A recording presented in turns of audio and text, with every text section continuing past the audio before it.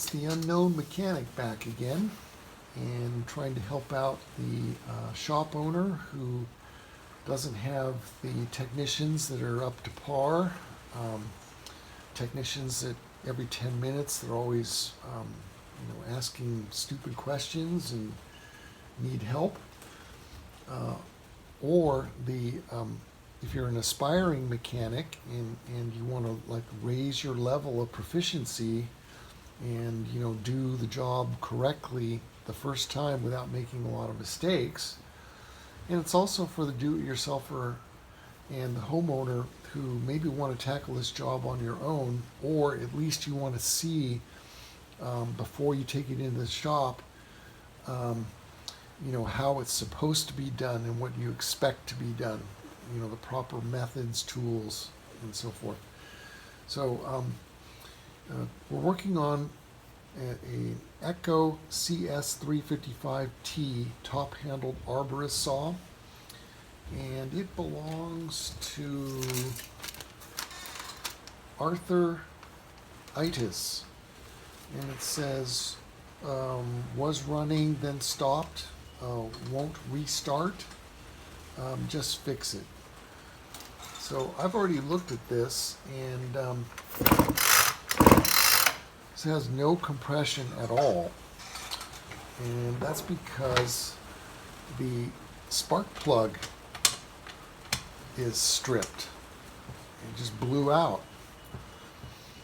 Now if I bring this plug in for a close-up, you can see that it got pretty hot. There's a lot of evidence of gas blow-by, and it got to a certain point where it just let go and it blew the plug out. So we're going to have to fix that. And I have a long version of a helicoil strip spark plug video that I'm going to be referring to, and if you want to go into greater detail, I encourage you to watch that video. In that video, I introduced the mystery tool, and I've got a steel TS-760 cylinder here as a model, an example. And the mystery tool is very helpful when you're dealing with a certain type of stripped plug. There's two types. There's an over-tighten, where the plug is just over-tightened and it pulls the threads out straight.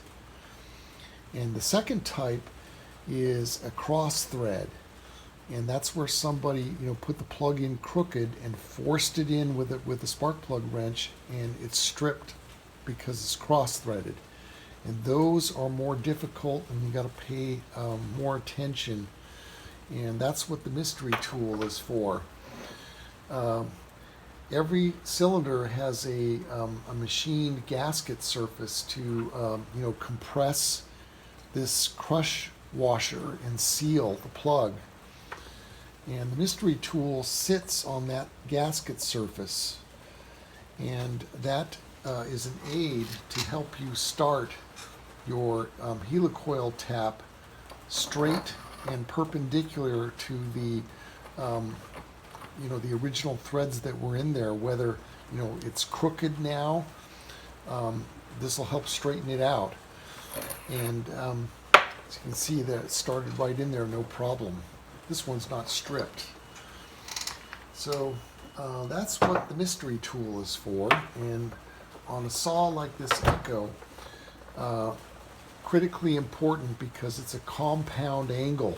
This plug is tilted off to the side, and it's also tilted downward. So you've got two angles going on here.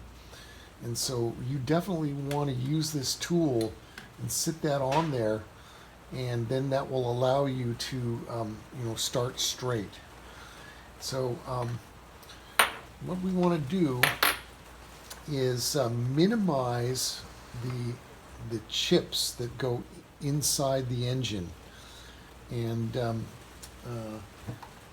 to do that it's best to remove the muffler.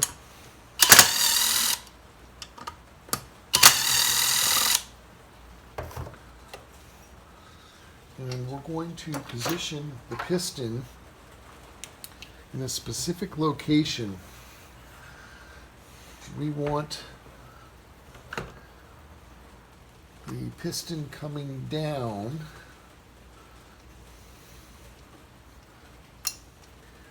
and we want the exhaust port to just begin to open on the downstroke. So that would ensure that the transfer ports and the intake port are covered.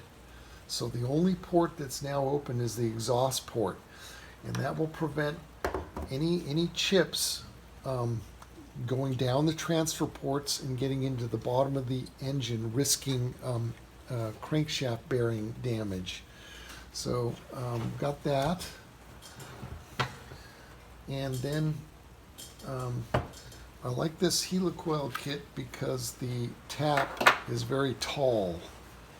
And some of my other kits, I've got a time cert kit. It has the same STI two-step tap, but it's only half the length of this. Sometimes I need to use that if I'm working on a piece of equipment where there's a frame or something in the way and there's not a lot of room. You have to use a short tool. But the taller it is, if there's no obstruction, the better.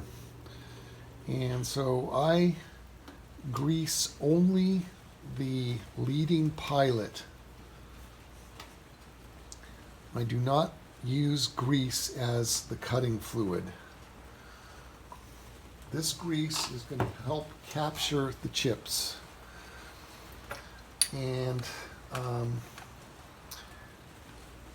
going to use my helper tool to get this started.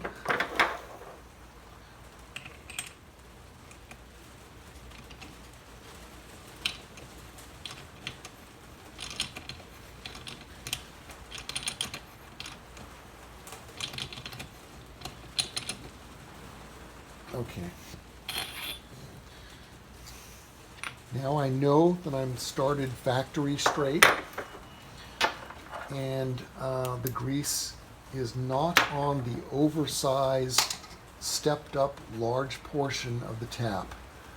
It's only on the pilot to collect the chips. This is the cutting fluid that I like to use. You do not use grease as your cutting fluid. You can be really liberal with the cutting fluid.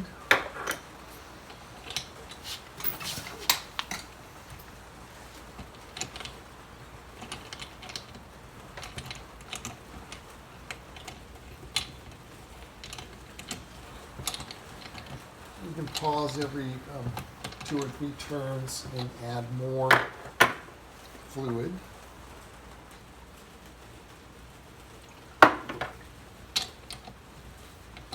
And you don't back up.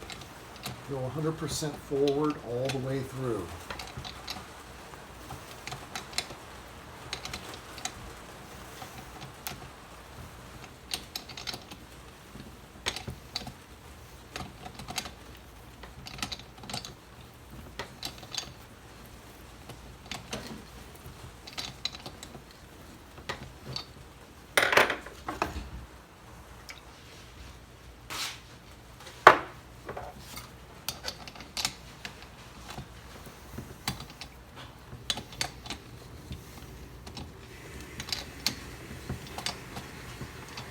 And I think it's through.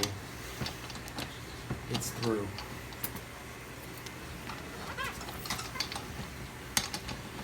Okay.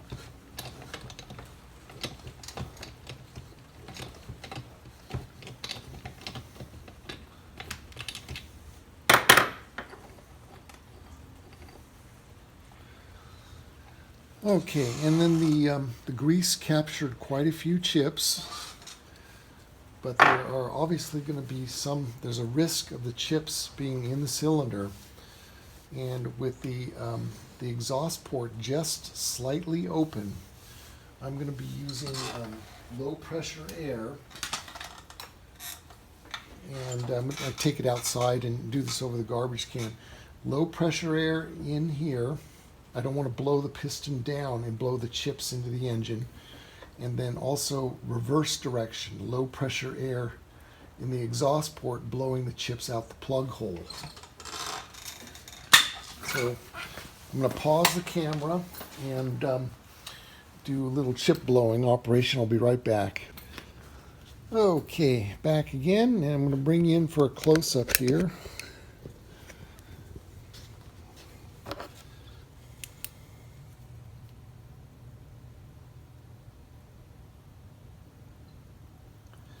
Let's see.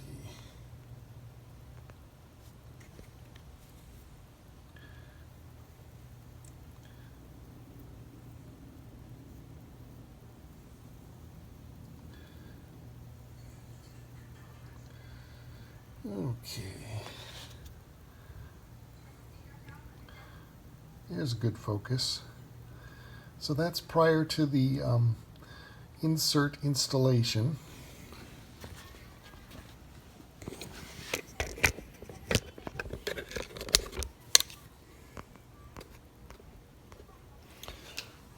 Okay. And then we need to choose the right insert here. We use the 7/16 because of the number of there's about six to seven threads in that new hole. These inserts are much larger than the hole. They're not going to go in by themselves. You need the installation tool. And the installation tool goes on there just like that. There's a little hook that captures the tang, and when this is wound up into this funnel, it shrinks.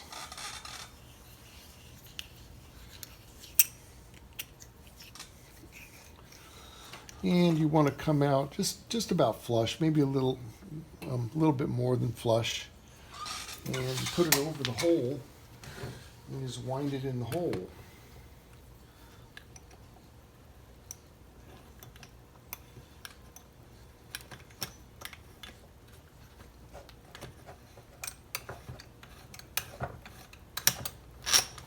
Okay.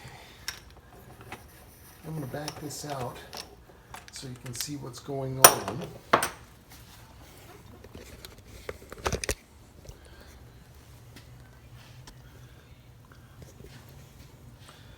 If you look there, the insert is about 80 to 90% of the way in. Still, a little of it is out. You want to wind that in until it is 1/4, 1/3, maybe a third of a turn below flush. And if you leave any of that insert hanging out of there, you're going to have problems.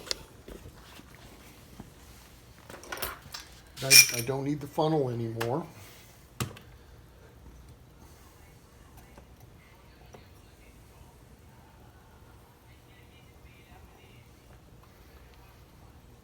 I get a good view without the funnel in here so I can really see what's going on. And we're going to go right there.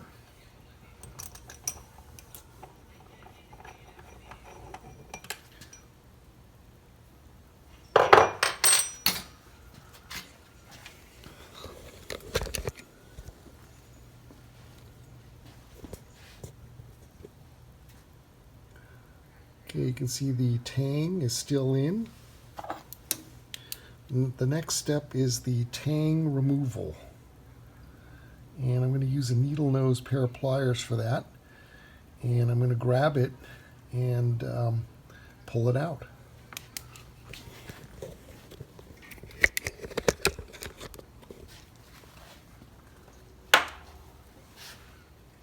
Okay, I don't have my needle nose here. I'm going to have to pause. Be right back.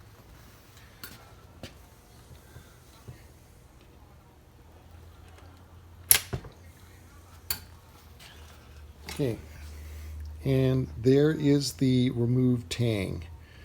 You definitely want to retrieve that tang. If that tang goes inside the engine and you don't get it, you're going to destroy the engine.